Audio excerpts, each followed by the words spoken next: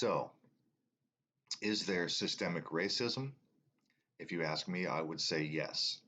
Why? Well, because the media is part of the system, and they would have you believe that there's racism under every rock. This, which was covered by Jeff C. from ABC News, always broadcasting crap. America's great white outdoors. Unbelievable. If there's racism, here it is. I wasn't aware of it until I saw the Always Bullcrap News segment here, but the great outdoors, the lovely, beautiful America, great outdoors, it's too white. Yeah. It's a serious problem. It's lacking diversity. And Always Bullcrap News did this stellar job on this report. I think we should all watch it together. What do you say? Yeah, let's do that. I'm going to jump ahead to 1 minute and 19 seconds. Listen to this horse shit. I'll give him a break with that. The American wilderness, a playground for old and for young, and overwhelmingly white. Oh! Overwhelmingly white. What? Do you want to hear that again? The American wilderness, a playground for old and for young, and overwhelmingly white. Oh! Sorry for the scream. Jeff couldn't hold it in. They're talking to this young lady here, Ambreen Tariq, founder, Brown People Camping. Founder? Founder of what? Is it a foundation? Is it an organization? What did she found? Oh, she founded an Instagram account. That's what she did. Now, I could go through this article and just rip this thing to shreds.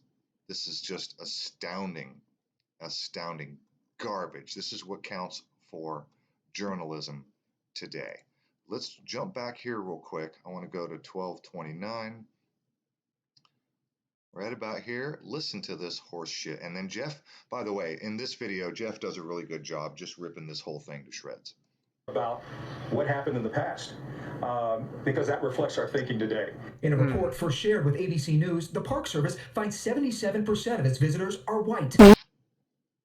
77% of its visitors are white.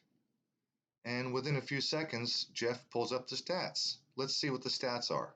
77% are white. Just 23% are people of color. I don't know. What's the stats here?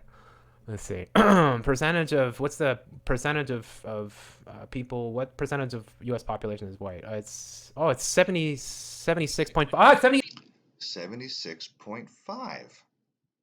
That's the percentage of the white population in the U.S. And what was it they said? Oh, the Park Service found that 77% are white. Overwhelming white. Well, I would say that is exactly, perfectly reflective of the general population. So this is what counts for journalism. Now let's move over to the UK, because I saw this video this morning. Jeff covered it 14 hours ago, early this morning or late last night. So that means that was, what was it? This was America ABC News was July 1st when this was broadcast. So that was yesterday. And then I was catching up on some Richie Allen today. And this Richie Allen was posted on YouTube on June 30th. And he was covering a story from the day before. So literally within 2 or 3 days. So America news story, great outdoors are too white. The UK, listen to Richie Allen. Historic racism. While the economy is in the toilet and people are being told, yes, you do live in a police state. Yes, we will close your business physically if you dare open it to feed your family.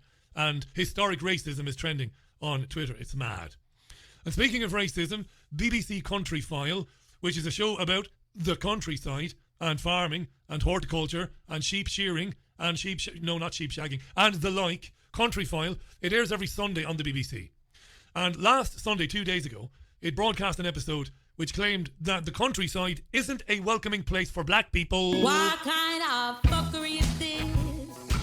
Yes, people from black, Asian and minority ethnic groups don't feel welcome in the countryside because the countryside isn't inclusive enough.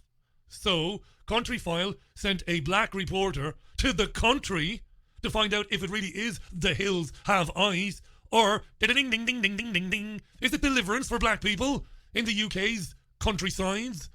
Well, this is the black reporter. Let's hear what he has to say. When I talk to people from the black and minority ethnic community, it's clear that they don't view the UK countryside as somewhere that's for them. Yes. It's clear that they don't view the UK countryside as somewhere that's for them. Yeah, it's not for them. It's not theirs. It's not theirs. They don't belong there. They fucking don't belong. Blacks have no business outside the cities. And I want to find out why. Well, it's darker in the countryside with all those trees around over the roads. It's darker. Maybe it doesn't suit blacks, maybe. As it happens, I'm not the only one. Last September, an independent review of England's national parks Did you hear the emotional music? was published by the Department for Environment, Food and Rural Affairs.